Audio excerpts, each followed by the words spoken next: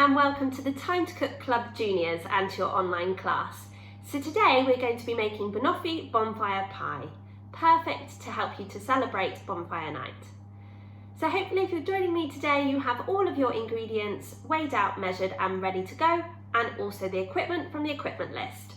So let's make a start. Okay, so the first thing that we need to do is we need to prepare our cake tin, okay?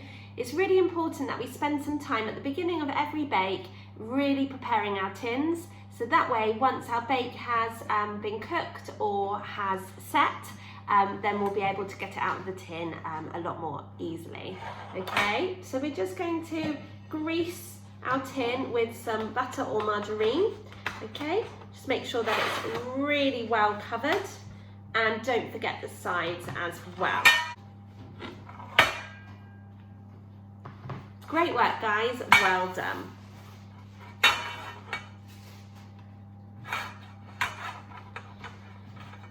Okay, once you've prepared your tin, you can just pop it to one side and forget about it until we're ready to pop our mixture in. Now what we need to get is our freezer bag, okay? And we're going to pop our biscuits into our freezer bag. Now you can either use plain hobnobs or chocolate hobnobs, whichever you prefer. Okay, we're just going to pop them in, like so, before making sure we get all the air out of the bag and zipping it up, okay? You need to make sure that the bag's sealed really, really well, otherwise you're going to get biscuits everywhere.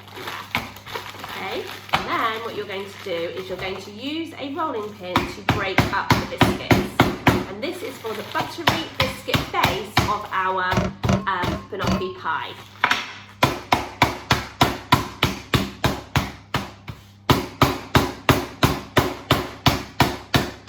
Great work guys, well done.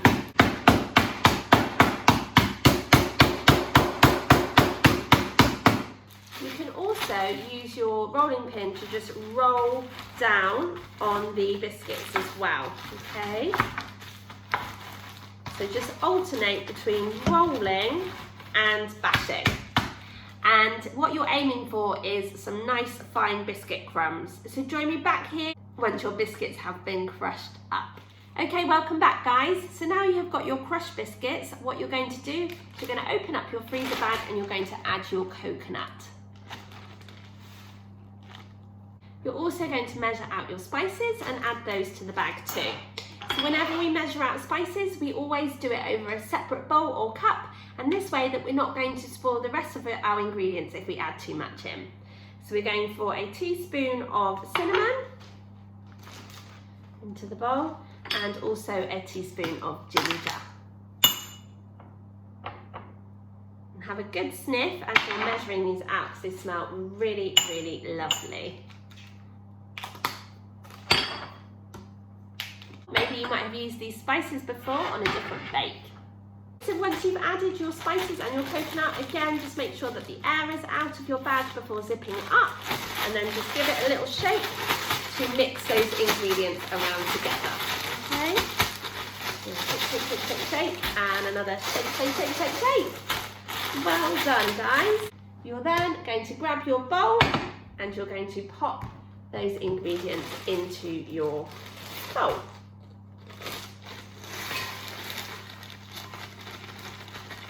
What you need to do is you need to go and ask your grown-ups to help you to melt this butter or margarine in a saucepan on a low heat on the hob. Grown-ups, if you want to melt your margarine or butter in the microwave, then of course you can. You just need to make sure that you're using a microwavable bowl.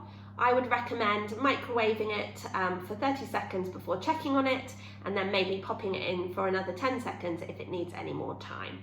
So join me back here when you've melted your butter and your margarine with your grown-ups, and we can continue with our bake today. Okay, welcome back guys. So hopefully by now you have your butter or your margarine melted, okay?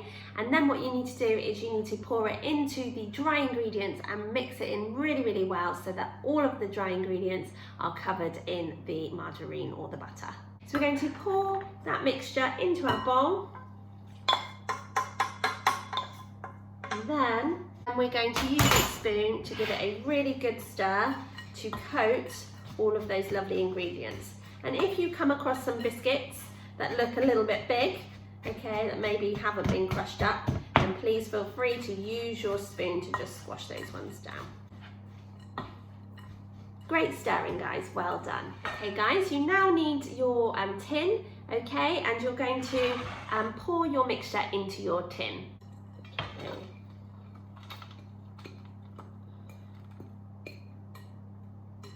Now with your hands, what you need to do is you need to press down on the biscuit mixture, okay, so that it covers the base of your tin, the bottom of your tin, but also if you push your fingers forwards, then it's going to cover your sides as well, okay, so you're doing this motion from the center of your tin out to the edges, okay, obviously making sure that there's no holes in your base as you're doing it.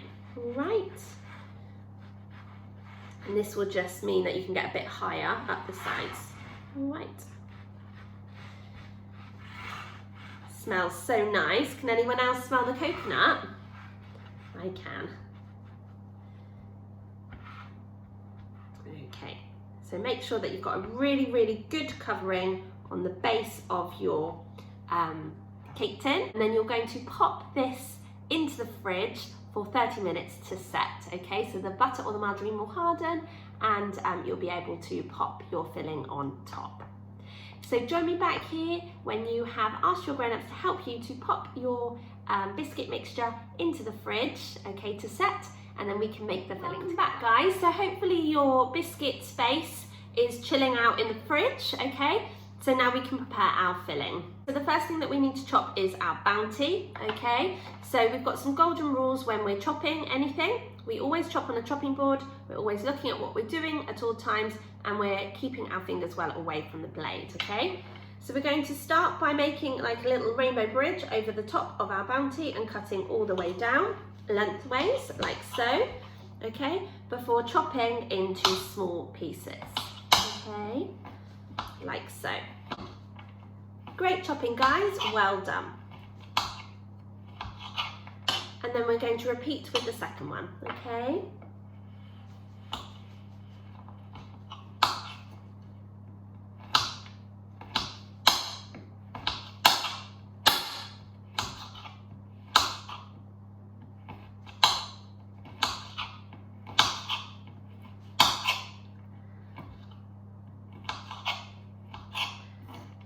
Okay, great work. And when you've chopped up your bounty, you're just going to place it into a bowl, okay? You're then going to start preparing your bananas, okay?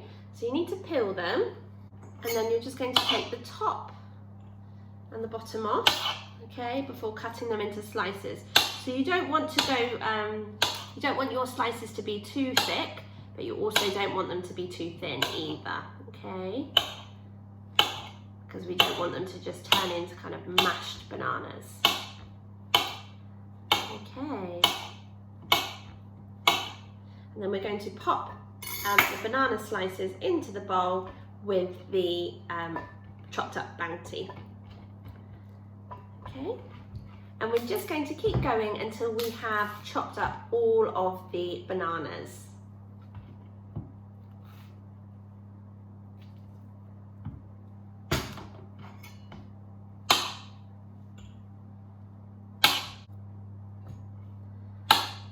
Chopping, guys, well done.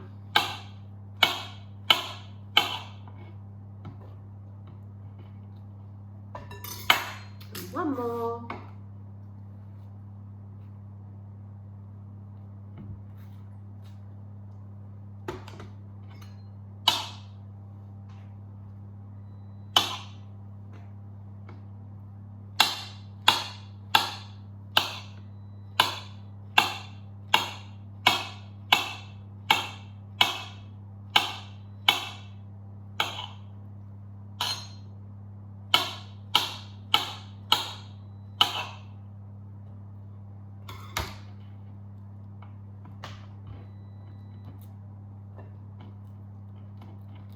Okay, using a spoon, you're just going to very gently stir those two ingredients together. We don't want to do this too much because we don't want the bananas to get all mushed up, okay? So that's fine.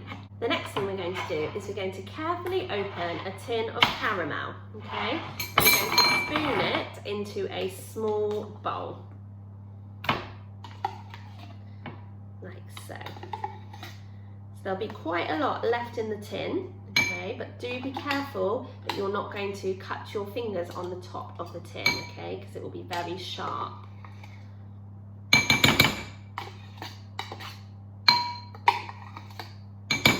Okay, and now using a spoon, you're going to very gently stir the caramel, okay? You don't want to go too quickly, otherwise you're going to get air bubbles in, okay? So just very, very gently stir it around to soften the caramel, okay? So once your biscuit base has been chilling out in the fridge for 30 minutes, we're now ready to pop on a couple more ingredients.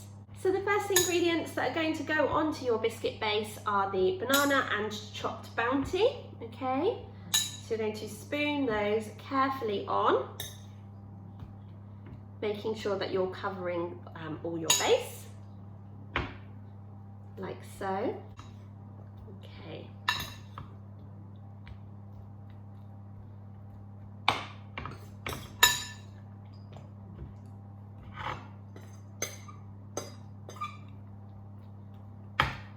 And once you've got your banana and your Bounty on there, you're then going to spoon over your caramel, okay? And just make sure that it kind of covers your banana, okay?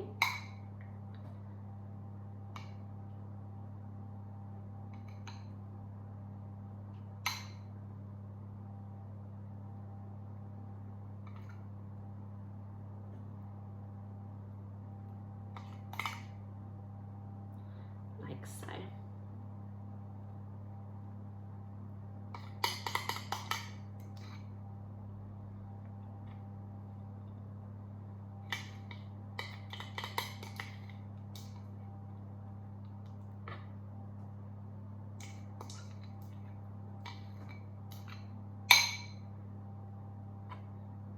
We're then going to ask your grown-up to pop it back into the fridge to chill for another 30 minutes. Okay guys, so now what you need to do is you need to go and ask your grown-ups to preheat the oven to either gas mark 5 or 190 degrees or 170 degrees if you're using a fan oven.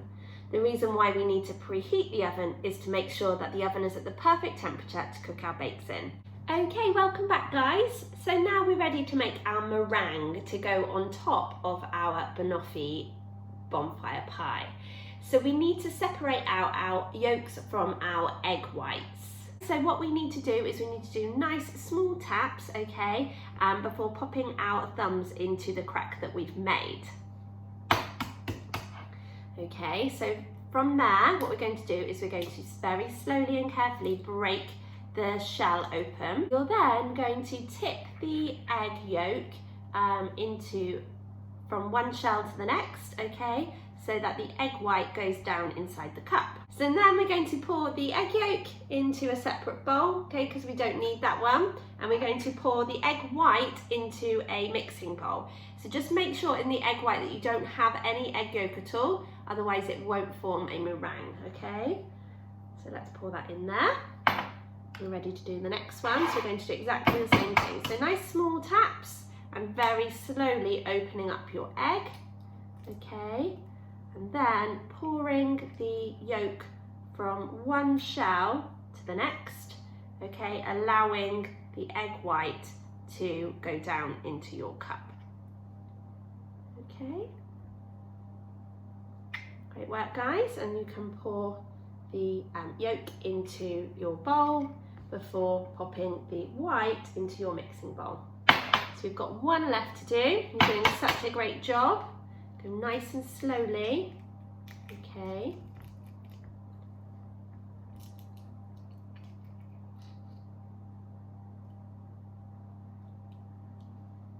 And you can use the shell if you need to kind of cut the white off if it doesn't come off all in one go. Okay. And then pop your yolk in and pour your white in the bowl, okay? Now I don't know about you guys, but my hands are really messy, so I'm going to go and wash them. So if your hands are messy too, then join me back here after you've washed them and I'll talk you through the meringue part of our recipe. Okay, so now what you need to do is you need to whisk up your egg whites, okay? So I'm going to be using an electric whisk to whisk up my egg whites. You're aiming for your egg whites to be in stiff peaks. So when your egg whites start to form soft peaks, you're going to add in your sugar, okay, a couple of spoonfuls at a time, continuing to whisk all the way through. So you need to whisk your egg whites with your sugar, again a spoonful at a time, until the egg whites hold their shape, okay? You can do the meringue test if you like by holding the bowl over someone's head, but I would definitely suggest making sure that your egg whites are really, really thoroughly whisked, okay? Otherwise someone's going to end up with egg on their face. So I'll see you back here when you've whisked up your egg whites into a lovely meringue and we can continue with our bake together. Okay, welcome back guys. So hopefully by now your egg whites have been mixed up into a lovely meringue and your Banoffee bonfire pie has been chilling out in the fridge for 30 minutes. So now what you're going to do is, using the 2-spoon method, you're going to spoon out your egg whites to cover the top of your Banoffee bonfire pie. You need to leave a little gap around the edge, okay, so that the meringue doesn't all kind of fall over the sides. So we're going to use our spoon, 1 spoon to scoop out the meringue and 1 spoon to pop it on top, okay, like so. So we're going for kind of like little mounds, okay.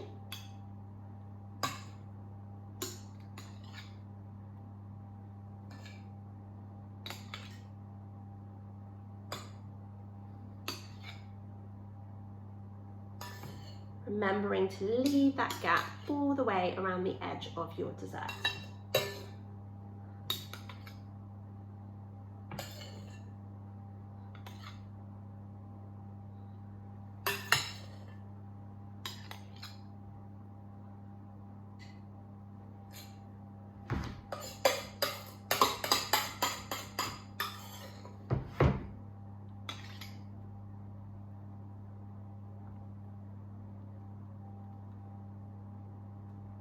Okay, great work guys, that looks really good. So now what we're going to do is we're just going to sprinkle on some marshmallows just to finish it off, okay? You don't need too many, just a few on top. But now what you need to do is you need to ask your grown-up to pop it into the oven for between 10 to 15 minutes, okay? But grown-ups, please do keep an eye on the bake and make sure that it's not browning too quick. So welcome back. So here we have our Banoffee bonfire pie that's been popped into the oven for 10 to 15 minutes just to brown off that lovely meringue.